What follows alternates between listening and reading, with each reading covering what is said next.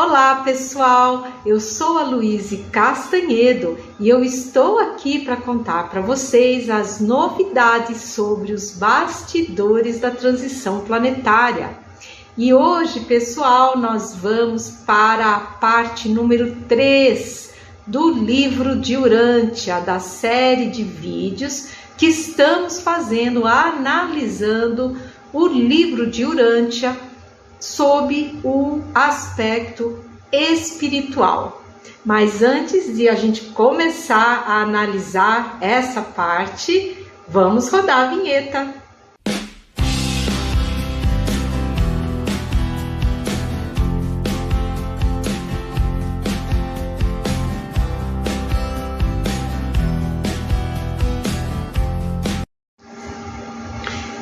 Então, pessoal, vamos começar o nosso vídeo de hoje, sempre com muita alegria, onde eu gosto de saudar todos vocês, meu público querido, desejando a todos vocês muita saúde, muita alegria, muita paz, harmonia em suas vidas, em suas famílias e principalmente muita esperança. Vamos ter esperança. Vamos continuar orando. A espiritualidade sempre nos exorta a que oremos. Então vamos orar, vamos pedir, vamos proceder como está lá na Bíblia, no texto sagrado: batei, abri-se-vos-á, pedi, recebereis. Então bora rezar, turma, pela paz no mundo. Vamos orar pela suavização na operação de despertamento físico. Vamos orar pelas cidades de São Paulo, Rio de Janeiro e Brasília, para que haja uma libertação dessa grande quantidade de energia deletéria que lá ainda ficou. Vamos orar pelos nossos irmãos do Piauí, lá de Barreiras, para que eles tenham libertação dessa perseguição que está sendo feita por seres extraterrestres não elevados. E também, gente, pela anulação desse plano perverso das trevas que visa estabelecer o caos em todo o planeta através dos seres encarnados trevosos que os servem. Vamos orar, porque nós vamos ter sucesso nisso tudo. Mas muito bem, hoje vamos ao assunto agora. Vamos então dar continuidade à série de vídeos sobre o livro de Urântia, aonde nesse vídeo de hoje nós vamos terminar as partes 1 e 2 do livro. Vocês lembram lá no primeiro vídeo que eu falei para vocês da formatação do livro? Esse livro de Urântia, ele é composto por 4 partes. Então esse vídeo de hoje vai encerrar a primeira e segunda partes desse livro de Urântia, que fala sobre os universos centrais e os universos locais, né? E vamos então começar falando aqui sobre as 6 eras planetárias de Urântia. Urântia, vocês já sabem que é o nome dado a nossa querida Terra, nosso planetinha azul, lindo, maravilhoso, que nós aqui chamamos de Terra. E o livro chama de Urântia. Então, o livro de Urântia, ele cita 6 eras planetárias para Urântia, o nosso planeta, tá? Porque essa parte, hoje, o que eu vou falar, versa mais sobre o planeta Terra. É a versão do livro sobre como o planeta foi criado, como que as coisas são e tal. Então, hoje nós vamos falar bastante sobre isso. E, como eu acabei de dizer, são citadas 6 eras planetárias para Urântia. E então eu perguntei se essas eras elas seriam verídicas e se elas poderiam ser correlacionadas com a evolução planetária citada por Allan Kardec nas suas 5 obras, né, que ele produziu, onde ele conseguiu codificar a doutrina espírita, né? E essas 6 eras que são citadas no livro de Urântia, pessoal, que eras são essas? Eu vou até dar uma lida aqui, porque o negócio é complicado, gente, é uma nomenclatura bem diferente. Eles falam assim: as eras planetárias, eles chamam, quer ver? O que eles chamam de eras planetárias, eu até me confundo, porque eles dizem assim: príncipe planetário, uma era; raças evolutivas coloridas, outra era; Adão e Eva, outra era; desenvolvimento civilizatório pós-adâmico, outra era; filho magisterial, filho mestre mais era de luz e vida, que seria a 6ª e última era. Eu acho essas nomenclaturas, gente, muito estranhas, mas é assim que está no livro, assim que nós vamos fazer a análise.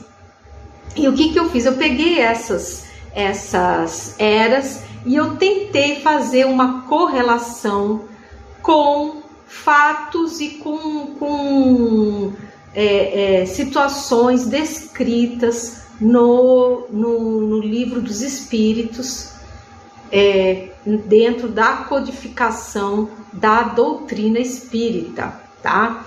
E para minha felicidade, o capitão me disse que a correlação que eu havia feito estava de acordo e que eu tinha feito um bom trabalho. Porque assim, eles explicam as coisas para nós, mas eles querem que a gente pense. A espiritualidade sempre está incentivando a gente, motivando a gente a que nós façamos as reflexões, sabe?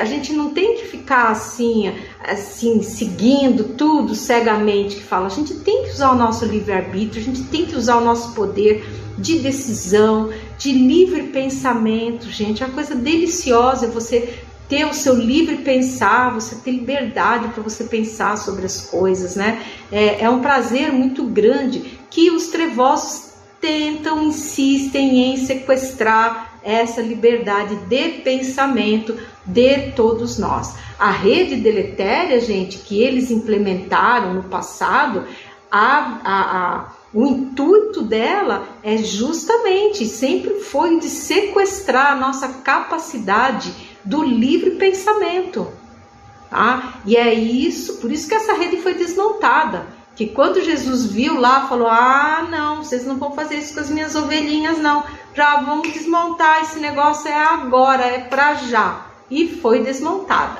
Só que ainda restou uma quantidade de energia muito grande que precisa ir sendo transmutada dentro do ritmo planetário, porque se transmutar tudo de uma vez, poderiam haver somatizações planetárias na forma de terremotos e, enfim, cataclismos, né? Então a coisa vem sendo feita dentro da capacidade máxima que o planeta consegue transmutar. E a gente orando, a gente consegue turbinar isso, tá?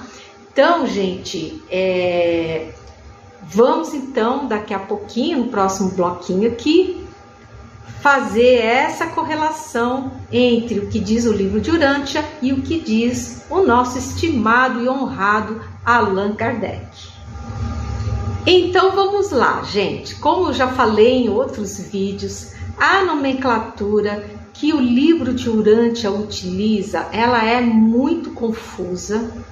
E ora ela se refere a personagens, em outros momentos eles utilizam a mesma nomenclatura para falar de uma era, e isso eu acho que traz muita confusão. Ele não é um livro claro, e é propositalmente feito dessa forma, porque quem fez esse livro desejava que esse livro se tornasse a nova Bíblia, tá? Só que tem uns pezinhos de barro aí no meio que a gente já está desvendando e vamos continuar a desvendar. Existem coisas verdadeiras? Existem, mas também tem muita coisa que não procede, que vai contra as leis primordiais do Senhor. Então é isso que a espiritualidade está enfatizando junto a todos nós. Mas vamos lá. No livro de Urântia, então, a primeira era seria do príncipe planetário,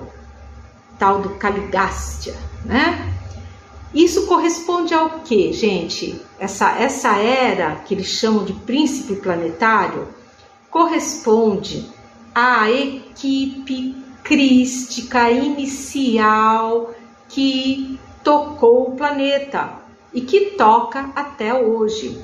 Porque a coisa funciona assim, quando o planeta ele ainda está em formação, que ele ainda é uma bola de fogo, ele já tem um Cristo ali que cuida dele, já está lá. E o que o Cristo faz? Ele já chega e compõe uma equipe crística de seres altamente qualificados, elevados, evoluídos, para começarem a tocar aquele planeta, para prepará-lo primeiramente, fisicamente, para que no futuro possam vir os espíritos ali habitar e fazerem a sua jornada evolutiva. Que lembre-se, gente, Deus não para de criar. Deus não para de criar. Ele vai criando mônadas e vai criando mundos e vai criando sistemas solares, né? E os espíritos vão evoluindo, aqueles, sei lá, nem sei a quantidade, é um negócio que a gente foge completamente a nossa mensuração. Mas enfim, nós temos mônadas muito antigas que estão atingindo já graus crísticos. Então são cristos, os cristos já vão sendo designados para assumir os planetas. É muito bonito isso, não para, simplesmente não para, tá? Então, voltando agora para o livro de Urântia, essa primeira era chamada de príncipe planetário, na verdade corresponde ao quê? A equipe crística, essa fase inicial de estabelecimento dessa equipe crística para cuidar do planeta segundo as orientações do Cristo, do nosso Cristo amado, que se encarnou aqui como Jesus de Nazaré, tá? A segunda era, que fala das raças evolutivas coloridas. Essas raças evolutivas coloridas, elas correspondem à fase, digamos, transitória do nosso planeta, antes de receber o projeto adâmico conduzido por nosso Cristo, tá? E aí o que acontece? Como ainda não tinham chegado os espíritos para habitar esse planeta, o Kardec, como que ele chama essa fase? Ele chama essa fase também de transição. Ele chama de planetas de transição. Está no Livro dos Espíritos, gente, tá? E esse não confundam com a transição planetária que nós estamos vivendo agora, tá? Que é outra transição. Um planeta de transição, segundo o Allan Kardec, é aquele planeta que ainda não recebeu o projeto do Cristo e que ele serve, digamos assim, como um planeta temporário para civilizações que precisam terminar a sua evolução moral e que por alguma razão ficaram sem o lar, sem o planeta deles original. Então eles pedem autorização a Deus, isso é concedido e eles vêm, se estabelecem no planeta, terminam de fazer a evolução deles e partiu para outros mundos mais elevados, melhores. E isso aconteceu aqui na Terra, sim. Isso, gente, há milhões de anos atrás, tá? Coisa de 400, 600 milhões de anos atrás. E dessas civilizações não resta praticamente nada. Às vezes se acha um ou outro achado, que são os ditos achados impossíveis da arqueologia, que os arqueólogos não entendem lhufas. Normalmente eles costumam encostar esses objetos, porque eles não têm uma explicação clara para eles, porque eles indicam, digamos, uma idade muito, muito, muito remota, e e eles não sabem explicar, sabe? Nós não temos explicação para isso, né? E encosta num canto lá, tá? Um dia eu vou fazendo um vídeo sobre isso, vamos ver, vou ver se eu consigo fazer, vou reunir material para fazer um vídeo a respeito disso. Aí nós temos a fase Adão e Eva, tá? O que é a fase Adão e Eva? Segundo Kardec, é o projeto adâmico, é o projeto de evolução dos seres conduzido por nosso Cristo amado, Jesus de Nazaré, né? A outra fase seria o desenvolvimento civilizatório pós-adâmico, tá? O que é isso? Esse, gente, é o mundo, a era de expiação e provas aqui do planeta, que tá para terminar. Nós estamos no finzinho, estamos na reta final. Já dá para ver ali o portal do mundo de regeneração acesinho lá na frente, com a faixinha assim de boas-vindas e tal, mas nós ainda estamos no mundo de regeneração, no finzinho.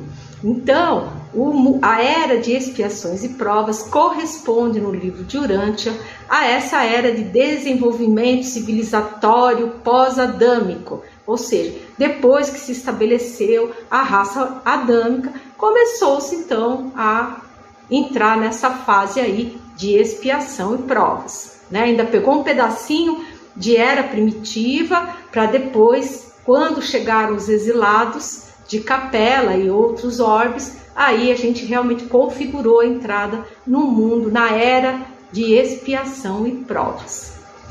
Aí temos a próxima, que trata a era do filho magisterial. O que significa isso? A era do filho magisterial corresponde à era de regeneração, a qual nós estamos prestes a entrar, tá? E por último temos a era do filho mestre mais a era de luz e vida. Porque assim, gente, é confuso, as nomenclaturas, a forma com que o livro de Urântia coloca as coisas não é clara, não é clara.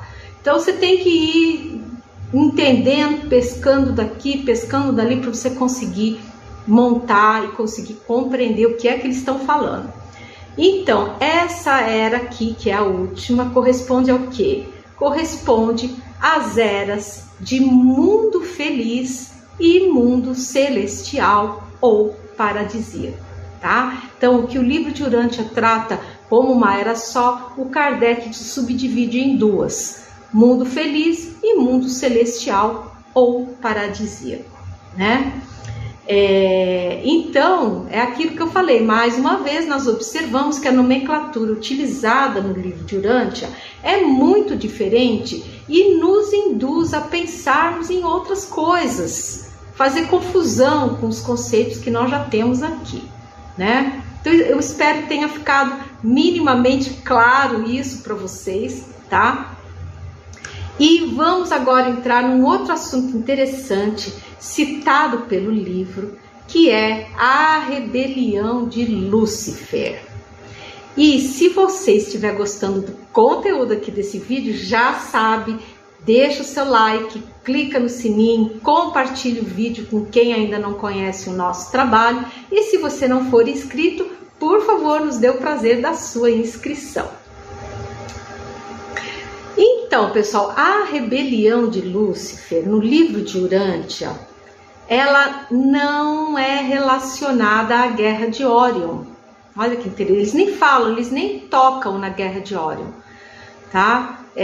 Para eles, a guerra de Órion é uma coisa que nunca existiu, tá? O livro, então, diz que essa rebelião ela foi administrativa, filosófica, espiritual e ideológica. Segundo o livro de Urântia, Lúcifer teria feito um manifesto com 3 declarações. Que declarações são essas? Primeira, negação do Pai Universal. Segunda, contestação ao Cristo Miguel, que é Jesus. Vocês já sabem que eu já contei isso para vocês. Terceira, exaltação da liberdade individual com plena autoridade, sem regras. Negócio sério, né? Ou seja, aquela liberdade que você vai passando por cima dos outros que nem um trator e tá tudo bem, né? Sendo que a liberdade que Deus nos concede é diferente, ela tem parâmetros. Ela diz o quê? Que a nossa liberdade termina aonde inicia a liberdade do outro, do próximo, né? Então, Lúcifer teria feito esse manifesto e muitos espíritos teriam aderido a isso, e aí foi aquela confusão danada que todo mundo sabe, né? E eu então, claro que eu perguntei ao capitão, nosso capitão querido, que é o meu mentor aí da equipe do Segundo Império, que me acompanha desde sempre, eu tenho uma baita confiança nele, me ajuda pra caramba. E eu perguntei então a ele sobre essa questão, e ele respondeu o seguinte, ele falou: vocês já sabem que Lúcifer participou da Guerra de Órion, ou seja, a espiritualidade confirma a existência da Guerra de Órion, tá? E voltando agora para o que o capitão falou, né? Lúcifer conduziu uma grande rebelião, sendo o seu porta-voz. E ele utilizou o mote da experiência de aceleração das mônadas que estava sendo implantada na raça adâmica, tá? Afirmando que aquilo estava errado, que estava havendo uma preferência pela raça adâmica em detrimento das demais, que aquilo não estava certo, e eles usaram isso ele usou isso como uma motivação para tentar dominar o braço de Órion, porque tinha outros interesses também. Você sabe que tem a série de Órion. Quem é novo no canal e não conhece, tem uma playlist aqui no nosso canal chamada Guerra de Órion. Nós já fizemos uma série de vídeos sobre a Guerra de Órion. Então, quem quiser ficar por dentro, recomendo, por favor, assistam lá, porque eu aqui não vou ter condição de ficar repetindo para vocês. É muito conteúdo e agora o foco é o livro de Urântia, tá? Então, quem quiser, corre lá na playlist, assiste os vídeos. Não se esqueçam de dar o like, viu, gente? Por favor, tá? E se inscrever no canal também. Mas vamos lá. Vocês sabem também que nós aqui da Terra somos um experimento de aceleração na evolução das mônadas, que foi devidamente autorizado por Deus Pai, e que foi dado a supervisão de um dos Cristos mais experientes do universo, que é o nosso Cristo amado, que é nosso Jesus de Nazaré amado, que é o nosso diretor planetário. E aí, por que foi feito numa raça, gente? Porque é um experimento. Aí você vai fazer um experimento, você vai fazer em todas as raças do universo? Não, você pega uma raça ali e faz aquela raça. E como quem está conduzindo esse experimento é o nosso Cristo, e o nosso Cristo gosta de trabalhar com a raça adâmica, tá? Tanto é, gente, que lá em Sírios, Capela, a Terra, Quiron, vai ser tudo adâmico, porque o Cristo gosta de trabalhar com a raça adâmica. Não é que ele não gosta das outras raças, claro que ele gosta, ele é um Cristo, né? Mas ele já tem uma experiência de lidar com as reações físico-químicas e tal, e ele gosta de trabalhar. E pela lei do livre-arbítrio, Deus disse, pode usar a raça que você quiser, desde que você faça o experimento aí, dê tudo certo, depois a gente vai espalhar para o universo todo. E então foi isso que aconteceu. O pessoal das trevas distorceu isso, dizendo que Deus era parcial, que Deus só queria saber de uma raça, e usaram aquilo como um mote para fazer essa grande rebelião. Teve, infelizmente, muitos seres de outras raças que embarcaram nessa aí, foi aquela confusão no braço de Órion, né? Por quê? Porque na verdade, os trevosos, eles queriam apenas o poder sem o correspondente trabalho evolutivo para conquistá-los. Porque o experimento está sendo feito, mas ninguém vai obter o poder, por exemplo, que o Cristo tem, sem possuir a correspondente evolução moral e tecnológica que o nosso Cristo tem. E ele não chegou lá à toa, não, gente. Ele trabalhou muito, ele é muito antigo, ele se esforçou muito. Ele trabalhou, gente, por eras e eras e eras para chegar nesse estágio maravilhoso de evolução que ele tem hoje. Aí agora os trevosos acham que eu vou mexer aqui no DNA, não sei o quê, porque eu quero ficar poderoso que nem o Cristo, mas eu não quero me evoluir, eu não quero me esforçar para ser bom, eu só quero o poder.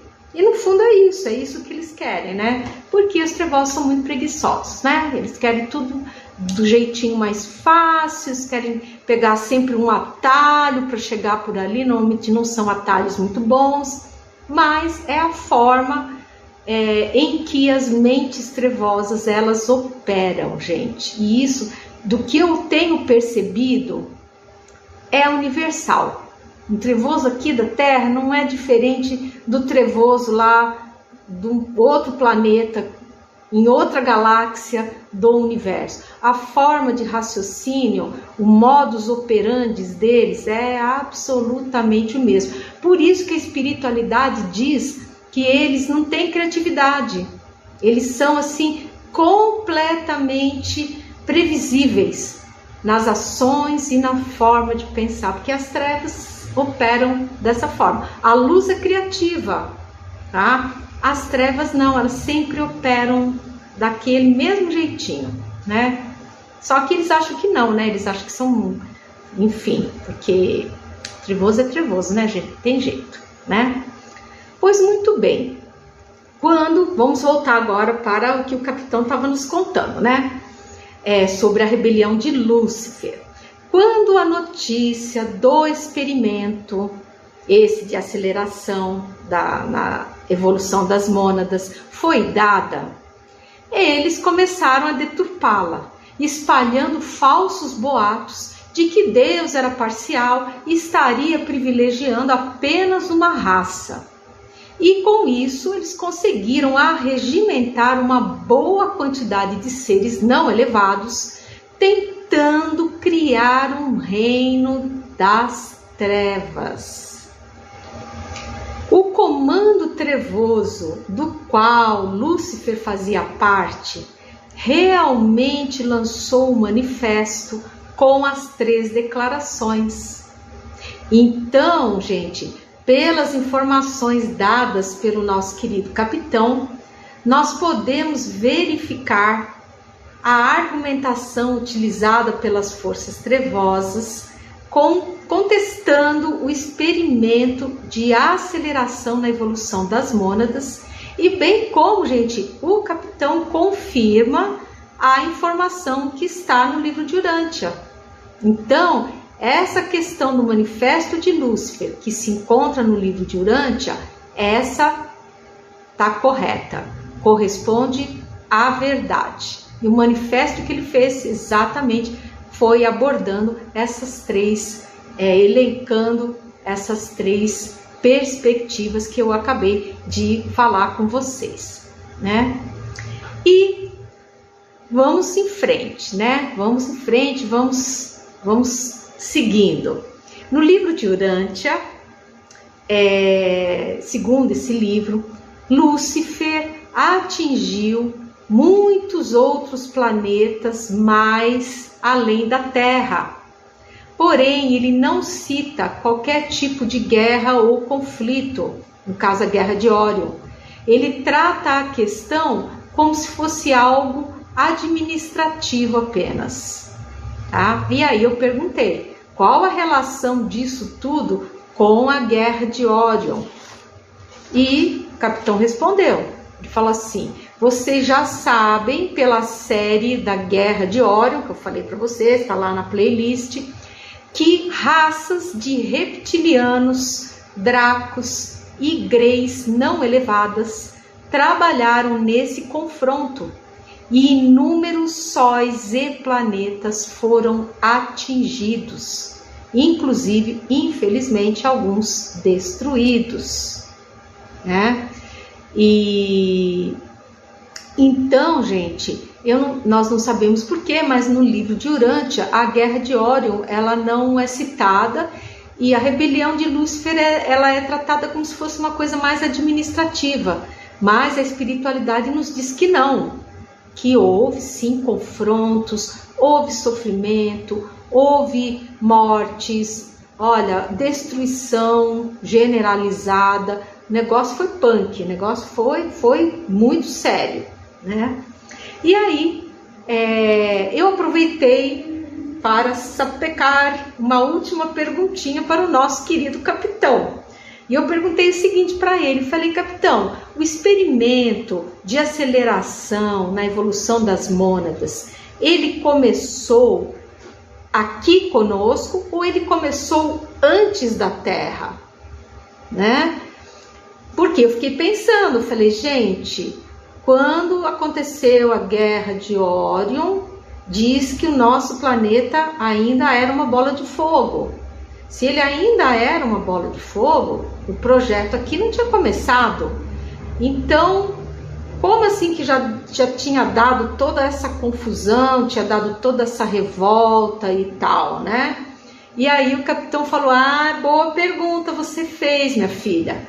E esclareceu, falou: o experimento de aceleração na evolução das mônadas começou antes da Terra. E o nosso planeta, ele seria, digamos assim, um estágio já mais final desse experimento. Digamos assim, para validá-lo, para validar esse experimento. Por isso, a Terra foi isolada do contato com outros seres extraterrestres. Por quê?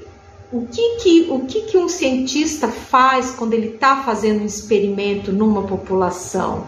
Ele isola aquela população ali para ver como que vai ser a reação, como que o experimento vai se operar dentro daquela população que está sendo utilizada como amostra dentro do experimento.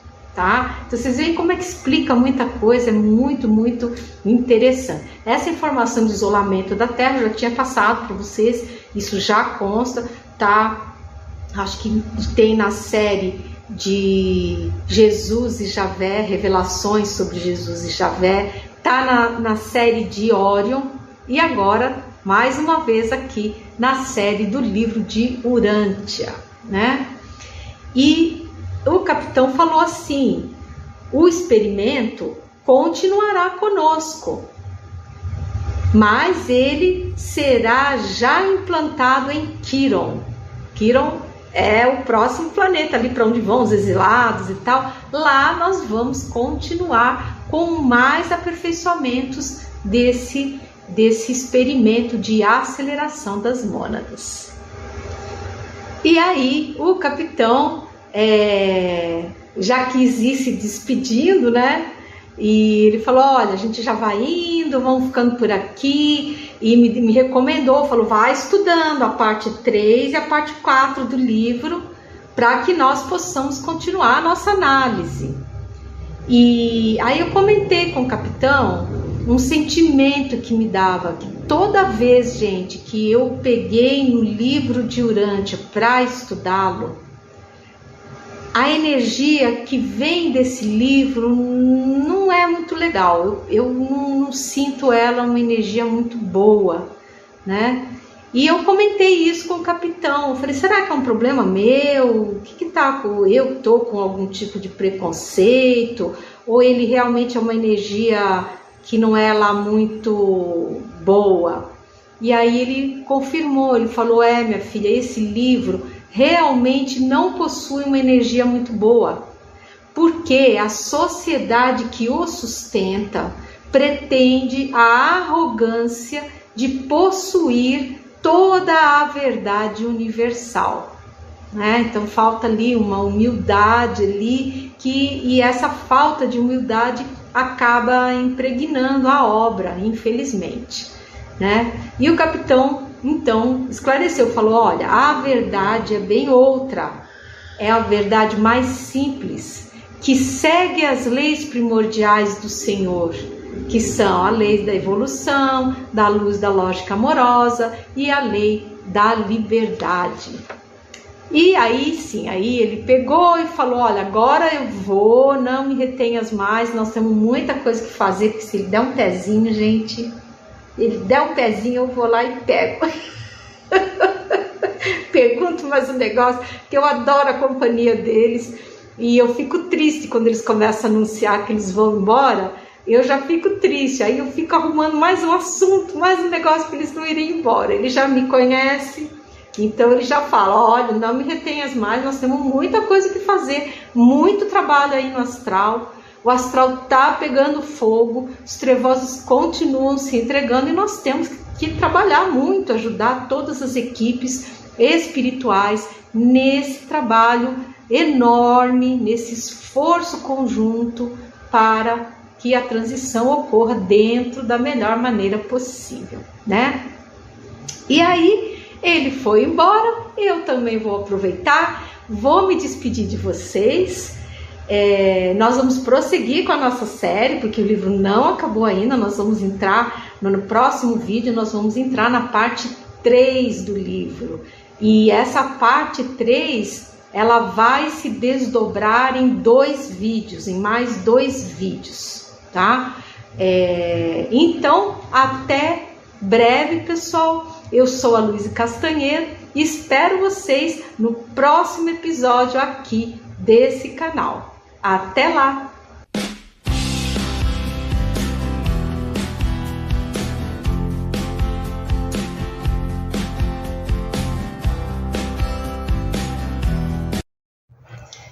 Olá pessoal, eu sou a Luísa Castanhedo e eu estou aqui para contar para vocês as novidades sobre os bastidores da transição planetária. E hoje, pessoal, nós vamos saber como é que os nossos missionários da luz fazem o acolhimento às legiões de trevosos que se entregam aí no astral. Mas antes de eu contar isso tudo para vocês, vamos rodar a vinheta.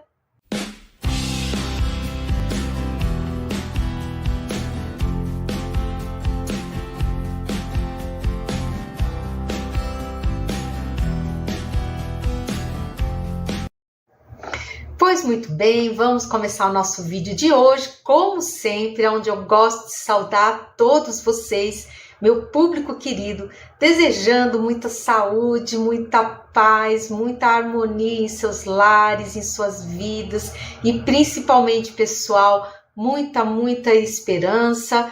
A gente sabe que o momento aí tá tenso, tá difícil, não é só aqui no Brasil, isso é no planeta todo. Então, vamos continuar firmes nas nossas orações, porque quem está no comando de tudo é o nosso Cristo amado. E em breve, pessoal, nós vamos ter alívio disso tudo.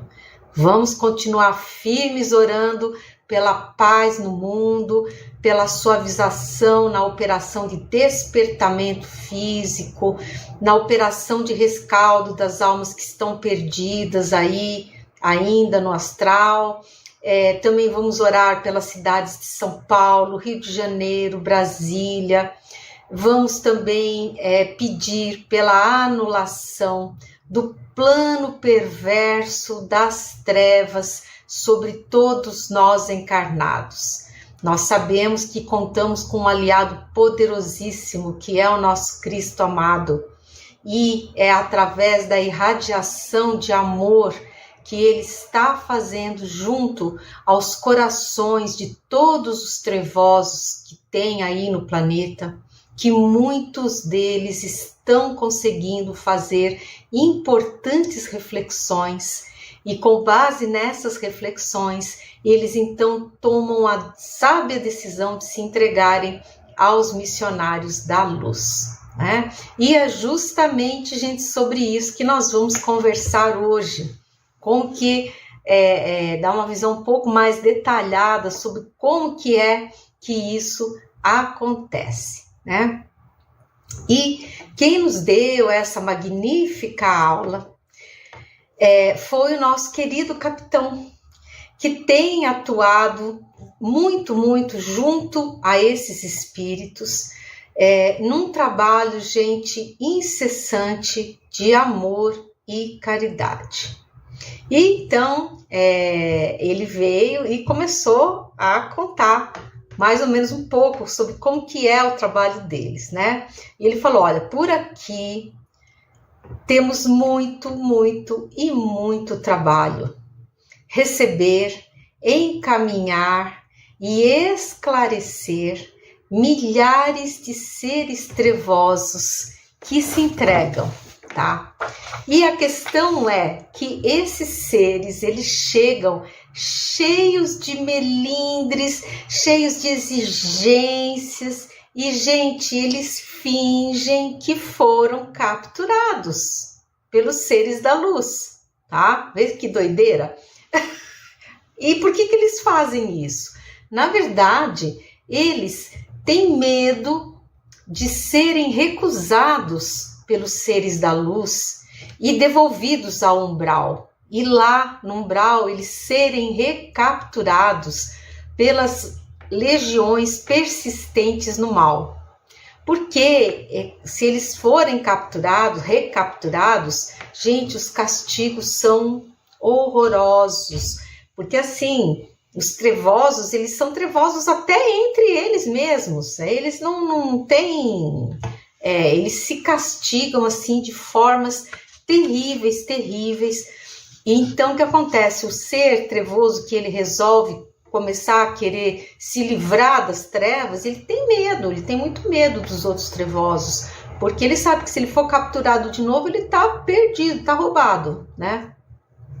Mas por que eles ficam com esse medo? Que eles não sabem que a luz, o pessoal da luz, é muito bondoso e muito acolhedor. Então, os missionários da luz, eles nunca vão rechaçar um ser trevoso. Não vão, eles vão acolher, tá?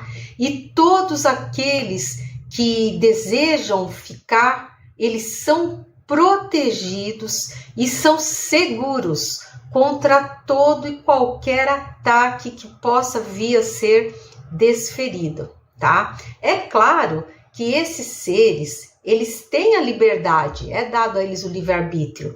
Então, se algum deles não quiser ficar junto com os missionários da luz, não quiser ir para o exílio, ele pode retornar para o umbral, tá? É só ele pedir, o pessoal da luz vai lá, recoloca ele aonde ele quiser e tá tudo certo, tá?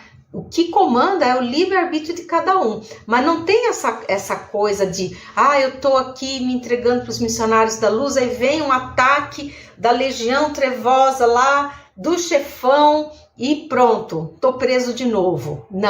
Não tem perigo, porque o pessoal da luz é muito sábio, eles são muito previdentes, eles já conhecem. As mentes dos seres trevosos, elas são cartesianas, ou seja, enquanto que a mente da luz, ela é uma mente matricial, tá? Então, todos as reações dos trevosos, elas são assim muito previsíveis. A luz sabe tudo, a luz conhece tudo. Então não há o menor perigo, tá? Não há o menor perigo disso acontecer. Um ser trevoso, quando ele chega num local e se entrega à luz, ele está seguro ali, tá? Ele só volta para o umbral se ele assim o desejar e expressar esse desejo. Aí o pessoal da luz fala, tudo bem, você acha que não está preparado ainda? Beleza, onde você quer ficar? Ah, tá aqui, vamos te devolver lá, tá? Mas caso ele não queira, ele vai ficar seguro e protegido, tá, gente? Então, como eu estava falando, então, é dado a eles a liberdade de ficarem ou não, e aqueles que desejam retornar ao umbral são para lá devolvidos. E por lá eles vão ficar até a chegada de Miguel, o justo, Miguel Arcanjo, que então vai empunhar a sua espada e vai levar todos os seres trevosos embora para o exílio. Porque aqui no planeta Terra, eles não vão conseguir mais permanecer, gente. Isso é o que vai acontecer. Olha, pessoal, para quem é novo aqui no canal, quem me segue há tempo já sabe, porque eu já expliquei mais de uma vez isso, né? Mas para quem é novinho, tá chegando agora, é bom que vocês saibam que essa questão do exílio não é uma punição. Ela não é uma punição. E sim uma medida pedagógica, tá? Para quê? Para que esses seres trevosos, eles possam reiniciar o seu processo de aprendizado. E num planeta aonde o padrão vibratório seja, digamos assim, mais confortável para eles. Porque o que é que vai acontecer? O planeta Terra, ele já está tendo o padrão dele vibratório alterado. Devagarinho eles estão, subindo, subindo, subindo. Até que vai chegar o ponto que nós vamos entrar num outro padrão vibratório frequencial do planeta. E esse padrão é muito desconfortável para os seres trevosos. Por isso que eles também vão ser exilados, né? Então, além deles irem para um lugar onde eles vão recomeçar as tarefas deles, né? Eles vão ficar num lugar, digamos assim, mais confortável. É bem como aquela história, né? Da fotofobia, que eu sempre cito aqui, que aliás não é minha, né? Foi a espiritualidade que me passou isso, né? Uma pessoa que tem fotofobia, o que acontece com ela? Ela não consegue ficar num lugar muito claro, muito iluminado, aquilo ali incomoda ela, dói a vista, ela perde o rumo. O que tem que fazer com uma pessoa dessas? Tem que tirar ela desse local iluminado e levar ela para um local que esteja na penumbra. E quanto maior o grau de fotofobia que ela tiver, mais escuro terá que ser o cômodo para onde ela vai ser levada, que lhe permita ficar confortável. Então, mal comparando, é mais ou menos assim que a coisa funciona, né? E explicado isso, né? Eu perguntei para o nosso querido capitão como é que a espiritualidade faz para receber essas legiões de seres trevosos nos países, nos locais onde não existem centros espíritas que possam fazer essa doutrinação, né, esse acolhimento que nós aqui no Brasil, principalmente, né, já temos vários centros em outros países também, mas em menor quantidade, e tem países que não tem centro espírita nenhum. E aí eu falei, como é que é feito esse trabalho de acolhimento? Porque eu imagino que isso deva acontecer no planeta todo, né? E se ele pudesse nos explicar, é claro. E ele falou assim, muito boa essa pergunta, e nós podemos sim respondê-la, o capitão falando, né? Ele falou assim, esse trabalho de acolhimento das legiões trevosas está sendo feita no planeta todo. E nos locais onde nós temos médiuns e doutrinadores encarnados, fica mais fácil esse trabalho, porque, digamos assim, os fluidos dos encarnados, como é o nosso fluido, é um fluido mais denso, ele é mais compatível com esses trevosos desencarnados que conseguem, eles são tão adensados que aí, para que eles possam compreender melhor o que lhes é dito, eles usam os nossos fluidos, porque às vezes eles são tão densos que eles não conseguem enxergar os missionários de luz. Eles não conseguem.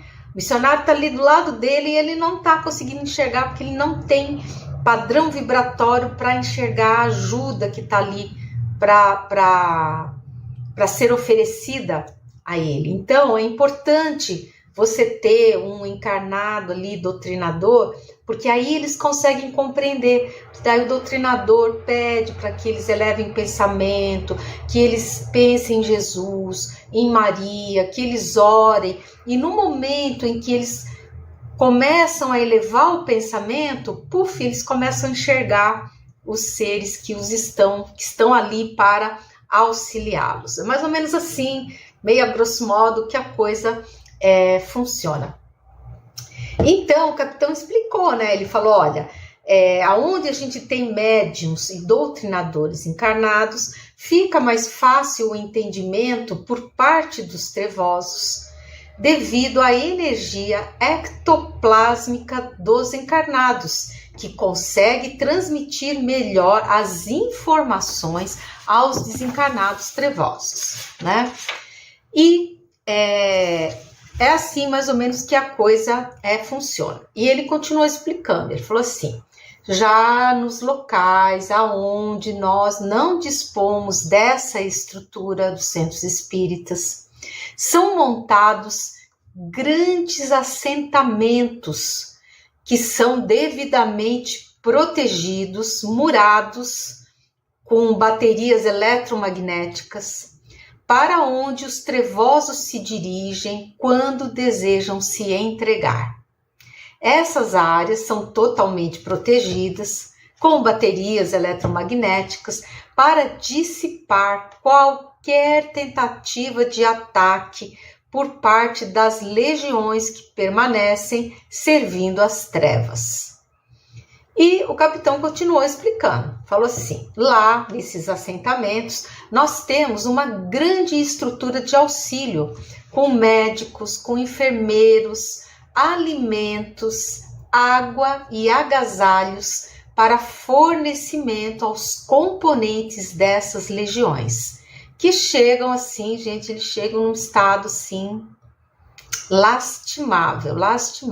Eles cheiram muito mal, estão esfarrapados, muitos estão com seus perispitos totalmente deformados, em forma de bichos. É um negócio, gente, tem que ter estômago para poder trabalhar nessa área, viu? Eu admiro muito toda a espiritualidade que faz esse trabalho, porque eles, tadinhos, gente, eles veem cada coisa, sentem cada cheiro, coitados. Olha, é uma coisa assim que é um trabalho mesmo de amor e de caridade receber esses seres, né? E, enfim, após o primeiro atendimento desses seres, tá? Que é distribuição de agasalhos, de roupas, de comida, enfim, né? Cuidados médicos, muitos chegam feridos, muito machucados, enfim. Após esse primeiro atendimento, são esses seres encaminhados a grandes assembleias nesses assentamentos, aonde eles assistem a breves palestras sobre a transição planetária, sobre o exílio e sobre o seu futuro. Os seres que conseguem compreender, tem uns que chegam no estado tão ruim, coitadinhos, que eles não conseguem nem concatenar direito os pensamentos, mas enfim, aqueles que conseguem compreender e desejam permanecer junto com a luz, eles então são encaminhados aos processos de leitura áurica, aquela segunda leitura áurica que é feita, e posterior ida às câmaras de repouso, aonde eles exaustos entram em profundo e reparador sono e são despidos de seus perispíritos, são encapsulados e embarcados nas naves cargueiras gigantes de mônadas, tá? E o capitão falou que se houvessem mais centros espíritas espalhados pelo planeta, seria muito mais fácil o contato com eles. E sempre que é possível, a espiritualidade, ela busca os espíritos de bons médiuns encarnados que muito auxiliam nesses assentamentos. E aí ele falou: minha querida, é muito trabalho, vocês não imaginam, vocês não calculam a dimensão do trabalho que está sendo feito na espiritualidade, né? Mas, segundo o que o capitão falou, eles todos acham que é melhor que a coisa ocorra dessa forma, porque a espiritualidade sabe que está auxiliando no trabalho de Miguel Arcanjo e das suas legiões de luz. E se você estiver gostando do conteúdo aqui, desse vídeo, desse episódio, já sabe, por favor, gente, dá seu like, clica no sininho, compartilha o vídeo com quem ainda não conhece o nosso trabalho. E se você não é inscrito no canal, por favor, considere se inscrever em nosso canal. Bom, e segundo o nosso querido capitão, multidões e multidões de trevosos continuam a se entregar aos missionários da luz. Nós também temos tido notícia, que eu tenho recebido muitas informações de ouvintes queridos que trabalham em centros espíritas, nas mesas mediúnicas, e têm recebido chefes de falanges, visualizam assim aquela legião enorme ali, né? E com a graça de Deus, a imensa maioria deles, praticamente todos, conseguem ser encaminhados pelos seres da luz. E isso, gente, é maravilhoso. E eu, então, perguntei para o capitão como é que estava o carregamento da segunda nave gigante cargueira de mônadas. Que vocês todos já sabem que a primeira nave, ela já partiu lotadinha de seres trevosos, e que essas naves que foram escoltadas por Miguel Arcanjo, pelo Tiberíades, em processo de ubiquidade, elas já cumpriram suas missões, elas já passaram por todos os planetas pelos quais elas tinham que passar, deixando suas preciosas cargas de mônadas entregues às equipes crísticas dos planetas de destino. Então, uma já foi, gente. Uma nave já foi.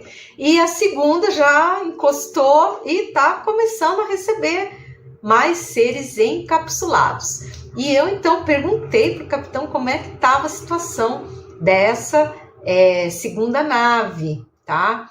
E olha só que boa notícia. O capitão me disse que a segunda nave cargueira vai já a 2/3 da sua capacidade.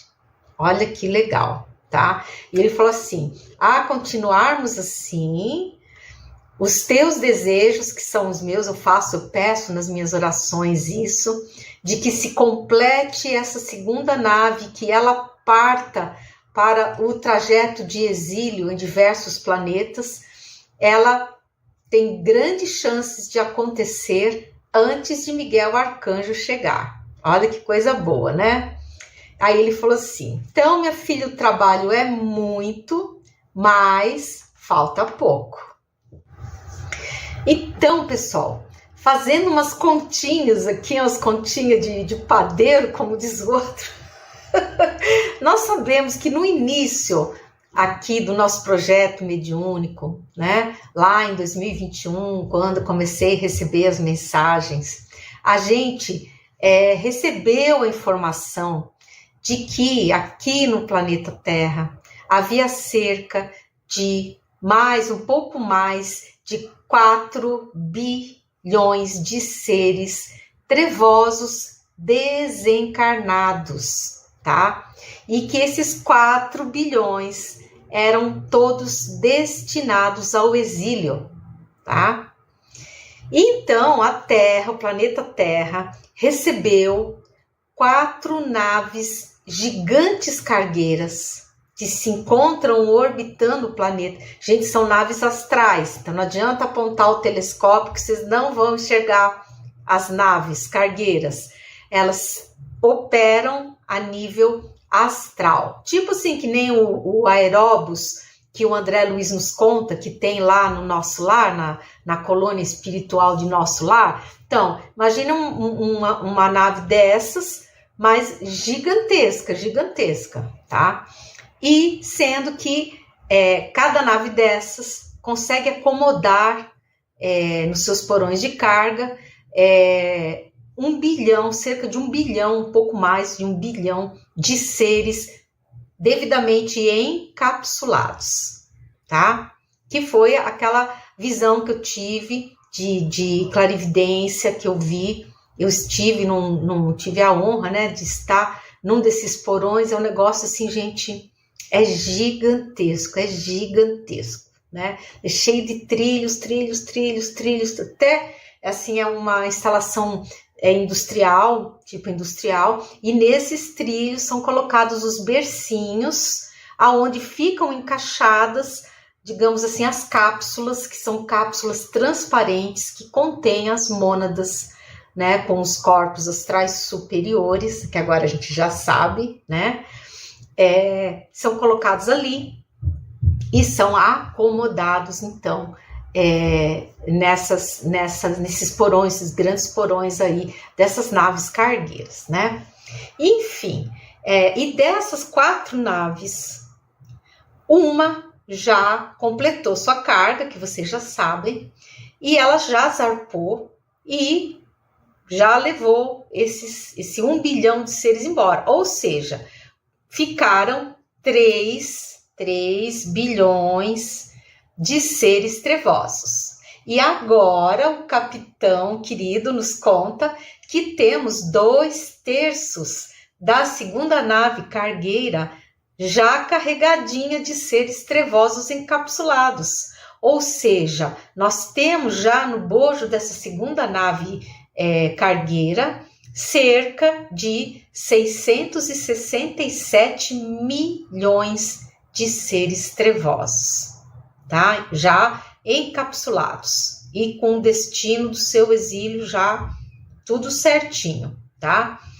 E eles estão então prontinhos para serem exilados, né?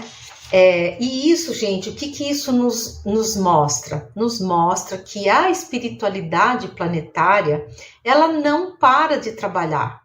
Ela tem feito um trabalho fortíssimo também nessa questão do exílio, convencendo os trevosos a se entregarem e partirem para o exílio em melhores condições, né? E aqueles que não quiserem entabular entendimentos com a nossa espiritualidade planetária, o que vai acontecer? Aqueles que resistirem vão ser levados por Miguel Arcanjo, quer eles queiram, quer não, tá? Por quê? Porque o seu tempo aqui no planeta já está esgotado. Eles já estão todos marcadinhos, aquela marca senoidal. Não confundam, tá, gente? Não é a marca da besta. A marca da besta é outra coisa. Essa é a marca dos trevosos, tá? E nesse caso, né? Porque assim, já recebi perguntas no canal de pessoas, né, que me perguntam, falam, olha, Luiz, mas como assim? E a lei do livre-arbítrio? Por que Miguel Arcanjo vai carregar essa turma, quer eles queiram, quer não? E o livre-arbítrio, aonde que fica? Nesse caso, gente, porque não é só a lei do livre-arbítrio, da liberdade que existe. Nós temos 3 grandes leis. Uma é da evolução, a segunda é a da luz e da lógica amorosa, e a terceira é a da liberdade. Então, nesse caso, a lei da luz e da lógica amorosa, ela se sobrepõe à lei da liberdade. Por quê? Porque uma maioria não pode ser prejudicada por uma minoria rebelde. É simples assim, gente, tá? É como se fala, é como se fosse uma sala de aula lá. Você tem lá os aluninhos lá querendo aprender, tadinhos, e a turma do fundão lá, meu Deus, causando, quebrando vidraça, roubando as coisas dos coleguinha, puxando o cabelo, machucando o coleguinha. Então, chega um ponto que, atendendo à necessidade da maioria, aquela minoria tem que ser retirada e levada para uma reeducação, né? E essa minoria só vai poder ter contato novamente quando ela realmente demonstrar que conseguiu modificar as suas atitudes, o seu padrão vibratório, tá? Então aqui, mal comparando, né, no planeta Terra é o que vai acontecer. E Deus realmente, Deus é justiça suprema, gente. Deus é muito justo.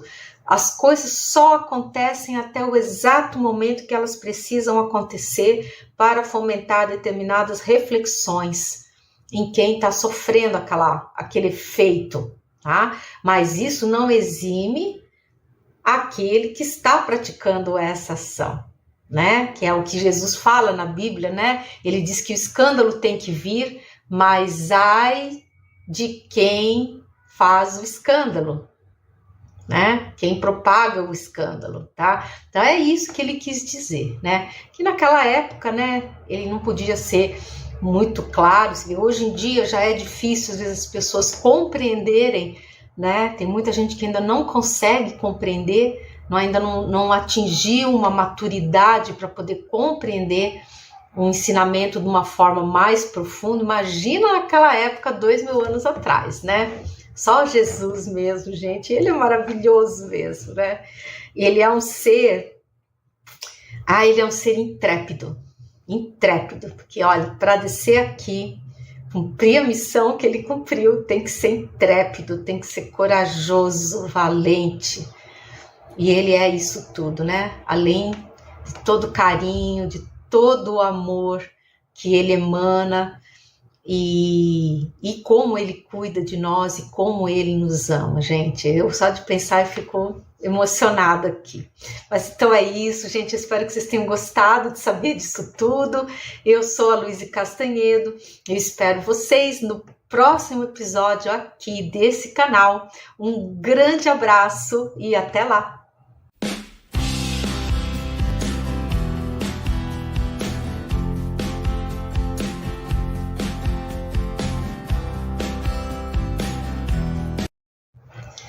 Olá pessoal, eu sou a Luíse Castanhedo e eu estou aqui para contar para vocês as novidades sobre os bastidores da transição planetária. E hoje, pessoal, nós vamos saber como é que os nossos missionários da luz fazem o acolhimento às legiões de trevosos que se entregam aí no astral. Mas antes de eu contar isso tudo para vocês, vamos rodar a vinheta.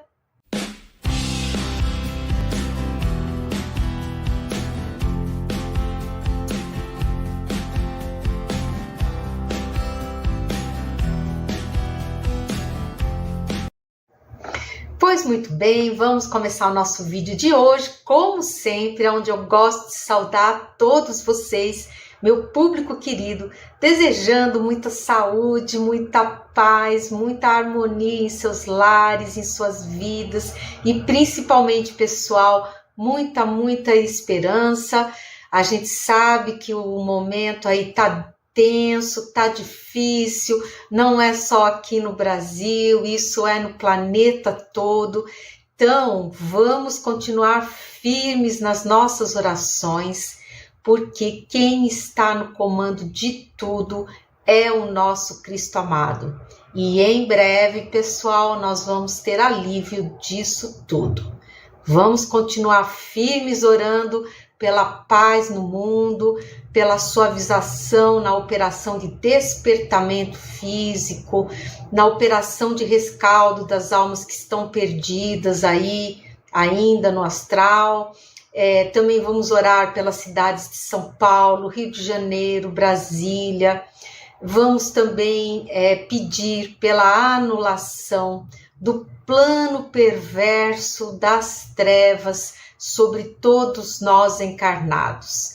Nós sabemos que contamos com um aliado poderosíssimo, que é o nosso Cristo amado, e é através da irradiação de amor que Ele está fazendo junto aos corações de todos os trevosos que tem aí no planeta, que muitos deles estão conseguindo fazer importantes reflexões, e com base nessas reflexões, eles então tomam a sábia decisão de se entregarem aos missionários da luz, né? E é justamente, gente, sobre isso que nós vamos conversar hoje, com que dá uma visão um pouco mais detalhada sobre como que é que isso acontece, né?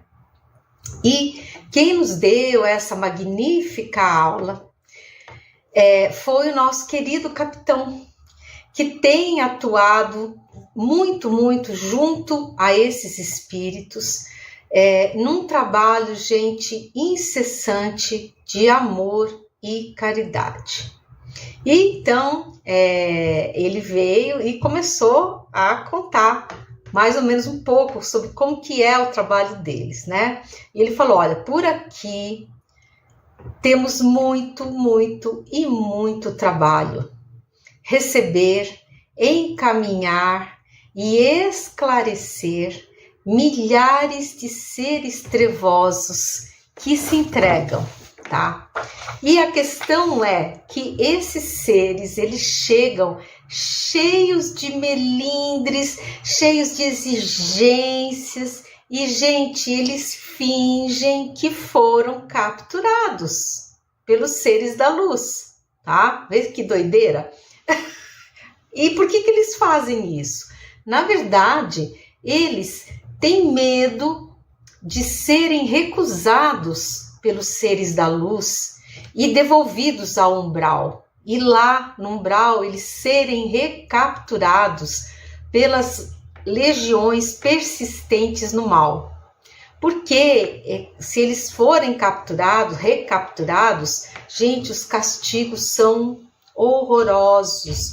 Porque assim, os trevosos, eles são trevosos até entre eles mesmos. Eles não têm... eles se castigam assim de formas terríveis, terríveis. E então o que acontece? O ser trevoso que ele resolve começar a querer se livrar das trevas, ele tem medo, ele tem muito medo dos outros trevosos, porque ele sabe que se ele for capturado de novo, ele está perdido, está roubado, né? Mas por que eles ficam com esse medo? Que eles não sabem que a luz, o pessoal da luz, é muito bondoso e muito acolhedor. Então, os missionários da luz, eles nunca vão rechaçar um ser trevoso. Não vão, eles vão acolher, tá? E todos aqueles que desejam ficar, eles são protegidos e são seguros contra todo e qualquer ataque que possa vir a ser desferido, tá? É claro que esses seres, eles têm a liberdade, é dado a eles o livre-arbítrio. Então, se algum deles não quiser ficar junto com os missionários da luz, não quiser ir para o exílio, ele pode retornar para o umbral, tá? É só ele pedir, o pessoal da luz vai lá, recoloca ele aonde ele quiser e tá tudo certo, tá? O que comanda é o livre-arbítrio de cada um, mas não tem essa coisa de, eu tô aqui me entregando para os missionários da luz, aí vem um ataque da legião trevosa lá, do chefão, e pronto, tô preso de novo. Não tem perigo, porque o pessoal da luz é muito sábio, eles são muito previdentes, eles já conhecem. As mentes dos seres trevosos, elas são cartesianas.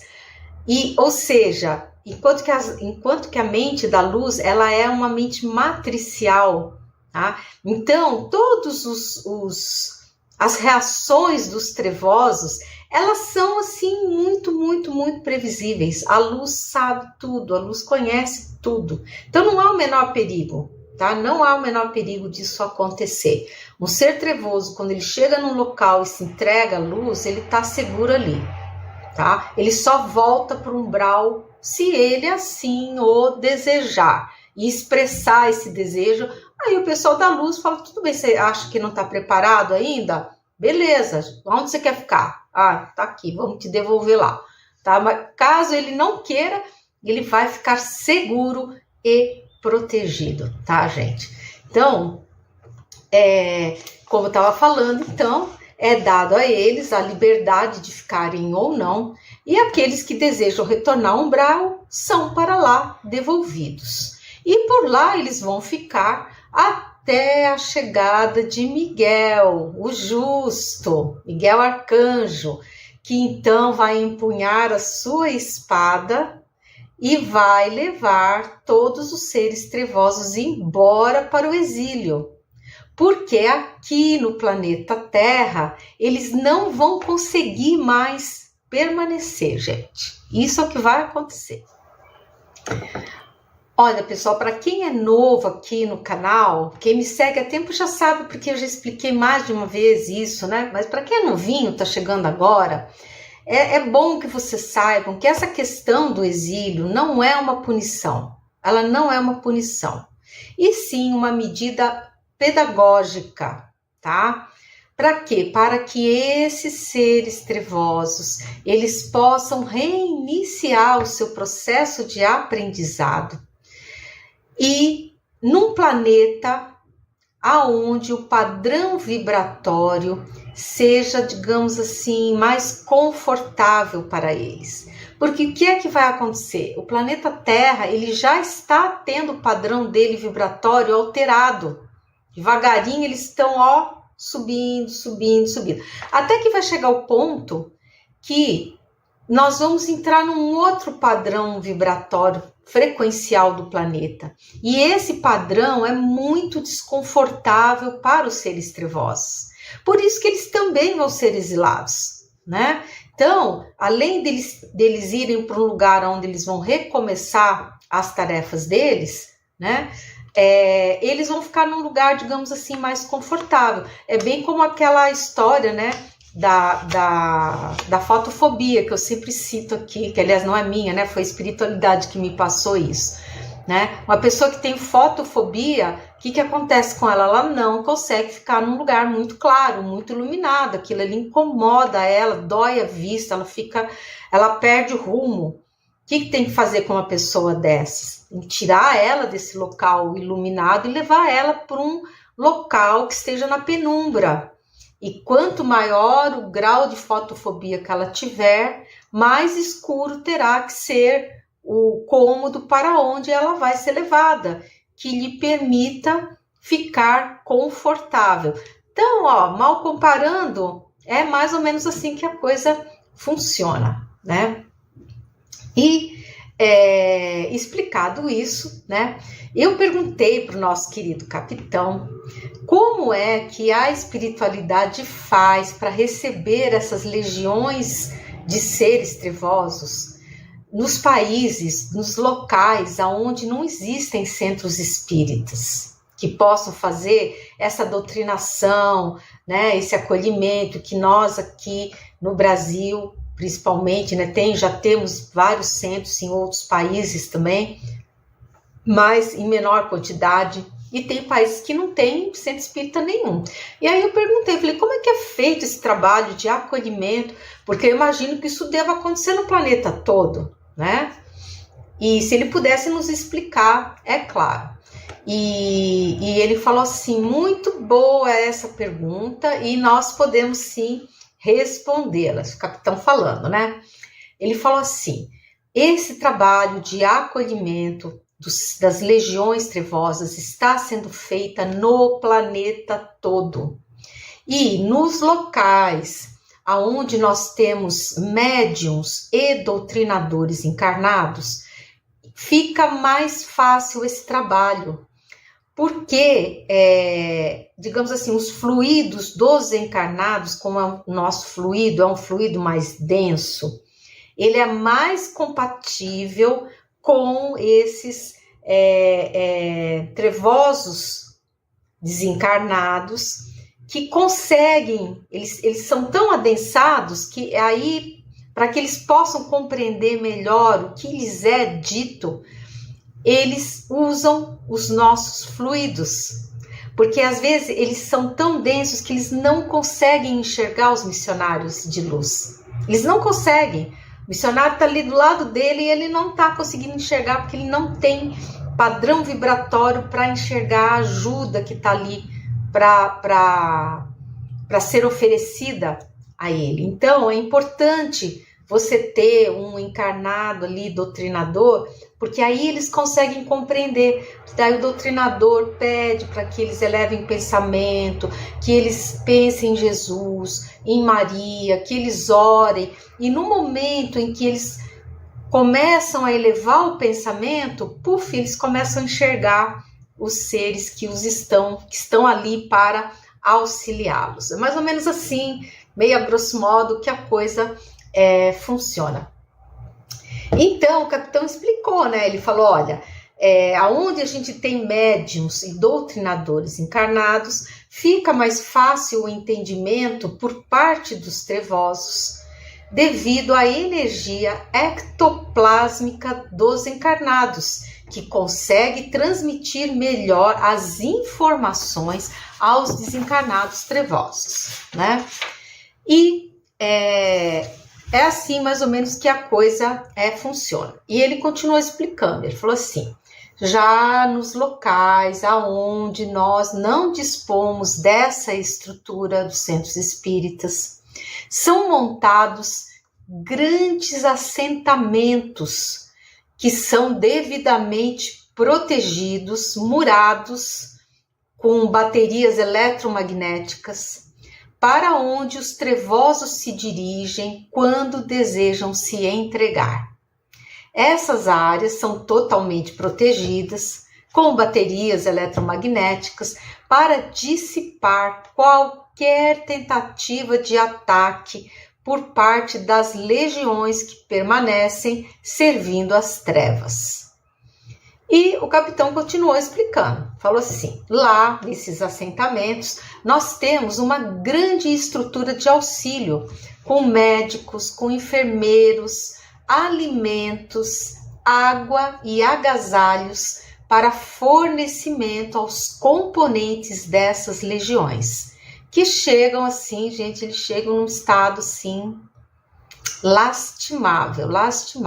Eles cheiram muito mal, estão esfarrapados, muitos estão com seus perispíritos totalmente deformados, em forma de bichos. É um negócio, gente, tem que ter estômago para poder trabalhar nessa área, viu? Eu admiro muito toda a espiritualidade que faz esse trabalho, porque eles, tadinhos, gente, eles veem cada coisa, sentem cada cheiro, coitados. Olha, é uma coisa assim que é um trabalho mesmo de amor e de caridade receber esses seres, né? E, enfim, após o primeiro atendimento desses seres, tá? Que é distribuição de agasalhos, de roupas, de comida, enfim, né? Cuidados médicos, muitos chegam feridos, muito machucados, enfim. Após esse primeiro atendimento, são esses seres encaminhados a grandes assembleias nesses assentamentos, aonde eles assistem a breves palestras sobre a transição planetária, sobre o exílio e sobre o seu futuro. Os seres que conseguem compreender, tem uns que chegam no estado tão ruim, coitadinhos, que eles não conseguem nem concatenar direito os pensamentos, mas enfim, aqueles que conseguem compreender e desejam permanecer junto com a luz, eles então são encaminhados aos processos de leitura áurica, aquela segunda leitura áurica que é feita, e posterior ida às câmaras de repouso, aonde eles exaustos entram em profundo e reparador sono e são despidos de seus perispíritos, são encapsulados e embarcados nas naves cargueiras gigantes de mônadas, tá? E o capitão falou que se houvessem mais centros espíritas espalhados pelo planeta, seria muito mais fácil o contato com eles. E sempre que é possível, a espiritualidade ela busca os espíritos de bons médiuns encarnados que muito auxiliam nesses assentamentos. E aí ele falou: minha querida, é muito trabalho, vocês não imaginam, vocês não calculam a dimensão do trabalho que está sendo feito na espiritualidade, né? Mas, segundo o que o capitão falou, eles todos acham que é melhor que a coisa ocorra dessa forma, porque a espiritualidade sabe que está auxiliando no trabalho de Miguel Arcanjo e das suas legiões de luz. E se você estiver gostando do conteúdo aqui, desse vídeo, desse episódio, já sabe, por favor, gente, dá seu like, clica no sininho, compartilha o vídeo com quem ainda não conhece o nosso trabalho. E se você não é inscrito no canal, por favor, considere se inscrever em nosso canal. Bom, e segundo o nosso querido capitão, multidões e multidões de trevosos continuam a se entregar aos missionários da luz. Nós também temos tido notícia, que eu tenho recebido muitas informações de ouvintes queridos que trabalham em centros espíritas, nas mesas mediúnicas, e têm recebido chefes de falanges, visualizam assim aquela legião enorme ali, né? E com a graça de Deus, a imensa maioria deles, praticamente todos, conseguem ser encaminhados pelos seres da luz. E isso, gente, é maravilhoso. E eu, então, perguntei para o capitão como é que estava o carregamento da segunda nave gigante cargueira de mônadas. Que vocês todos já sabem que a primeira nave, ela já partiu lotadinha de seres trevosos e que essas naves que foram escoltadas por Miguel Arcanjo, pelo Tiberíades, em processo de ubiquidade, elas já cumpriram suas missões, elas já passaram por todos os planetas pelos quais elas tinham que passar, deixando suas preciosas cargas de mônadas entregues às equipes crísticas dos planetas de destino. Então, uma já foi, gente. Uma nave já foi. E a segunda já encostou e está começando a receber mais seres encapsulados. E eu, então, perguntei para o capitão como é que estava a situação dessa segunda nave, tá? E olha só que boa notícia. O capitão me disse que a segunda nave cargueira vai já a 2/3 da sua capacidade.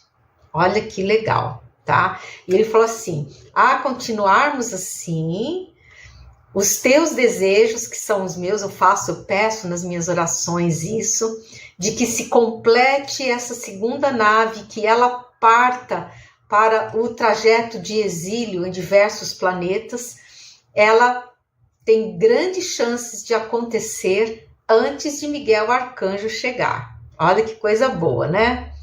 Aí ele falou assim: então, minha filha, o trabalho é muito, mas falta pouco. Então, pessoal, fazendo umas continhas aqui, umas continhas de padeiro, como diz o outro, nós sabemos que no início aqui do nosso projeto mediúnico, né? Lá em 2021, quando comecei a receber as mensagens, a gente recebeu a informação de que aqui no planeta Terra havia cerca de um pouco mais de 4 bilhões de seres trevosos desencarnados, tá? E que esses 4 bilhões eram todos destinados ao exílio, tá? Então, a Terra, o planeta Terra, recebeu 4 naves gigantes cargueiras que se encontram orbitando o planeta. Gente, são naves astrais, então não adianta apontar o telescópio que vocês não vão enxergar as naves cargueiras. Elas operam a nível astral. Tipo assim, que nem o Aeróbus, que o André Luiz nos conta, que tem lá no nosso lar, na colônia espiritual de nosso lar. Então, imagina uma nave dessas, mas gigantesca, tá? E sendo que cada nave dessas consegue acomodar nos seus porões de carga 1 bilhão, cerca de 1 bilhão, um pouco mais de 1 bilhão de seres devidamente encapsulados, tá? Que foi aquela visão que eu tive de clarividência que eu vi. Eu estive tive a honra, né, de estar num desses porões. É um negócio assim, gente, é gigantesco, né? É cheio de trilhos, até assim é uma instalação industrial, e nesses trilhos são colocados os bercinhos, aonde ficam encaixadas, digamos assim, as cápsulas, que são cápsulas transparentes que contêm as mônadas, né, com os corpos astrais superiores, que agora a gente já sabe, né? São colocados ali e são acomodados, então, nesses porões, esses grandes porões aí, dessas naves cargueiras, né?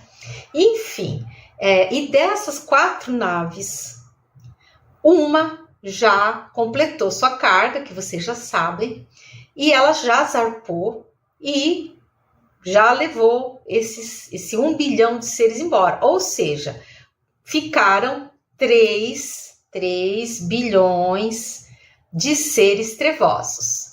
E agora o capitão querido nos conta que temos 2/3 da segunda nave cargueira já carregadinha de seres trevosos encapsulados. Ou seja, nós temos já no bojo dessa segunda nave cargueira cerca de 667 milhões de seres trevosos, tá? Já encapsulados e com o destino do seu exílio já tudo certinho, tá?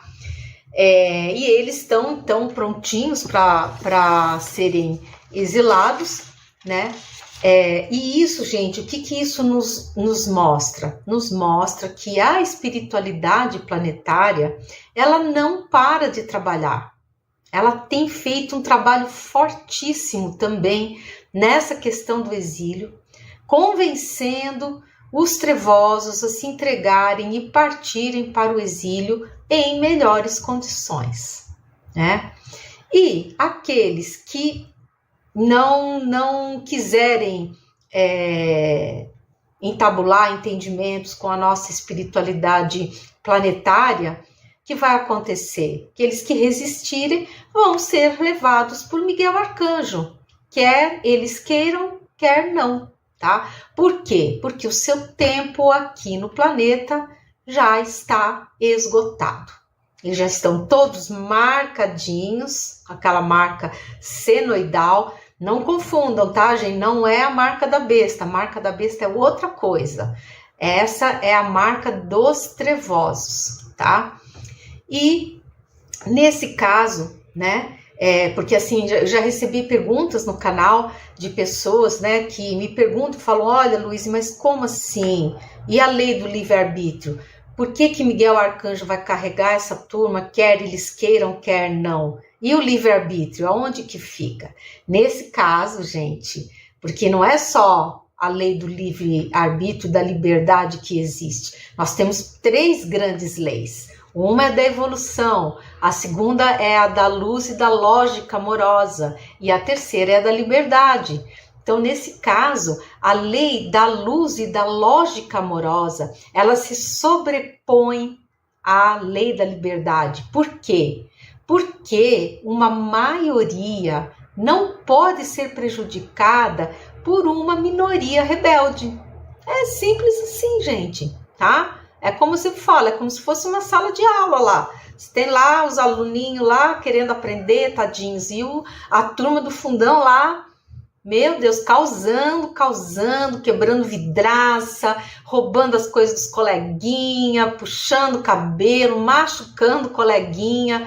Então, chega um ponto que, atendendo à necessidade da maioria, aquela minoria tem que ser retirada e levada para uma reeducação, né? E essa minoria só vai poder ter contato novamente quando ela realmente demonstrar que conseguiu modificar as suas atitudes, o seu padrão vibratório, tá? Então aqui, mal comparando, né, no planeta Terra é o que vai acontecer. E Deus realmente, Deus é justiça suprema, gente. Deus é muito justo. As coisas só acontecem até o exato momento que elas precisam acontecer para fomentar determinadas reflexões em quem está sofrendo aquele efeito, tá? Mas isso não exime aquele que está praticando essa ação, né? Que é o que Jesus fala na Bíblia, né? Ele diz que o escândalo tem que vir, mas ai de quem faz o escândalo, né? Quem propaga o escândalo, tá? Então é isso que ele quis dizer, né? Que naquela época, né, ele não podia ser muito claro. Hoje em dia já é difícil às vezes as pessoas compreenderem, né? Tem muita gente que ainda não consegue compreender, ainda não atingiu uma maturidade para poder compreender o ensinamento de uma forma mais profunda. Imagina naquela época, 2000 anos atrás, né? Só Jesus mesmo, gente, ele é maravilhoso mesmo, né? Ele é um ser, ele é um ser intrépido, porque olha, para descer aqui, cumprir a missão que ele cumpriu, tem que ser intrépido, tem que ser corajoso, valente, e ele é isso tudo, né? Além de todo o carinho, de todo o amor que ele emana, e como ele cuida de nós e como ele nos ama, gente. Eu só de pensar eu fico emocionada aqui. Mas então é isso, gente. Eu espero que vocês tenham gostado de saber disso tudo. Eu sou a Luíse Castanhedo. Eu espero vocês no próximo episódio aqui desse canal. Um grande abraço e até lá!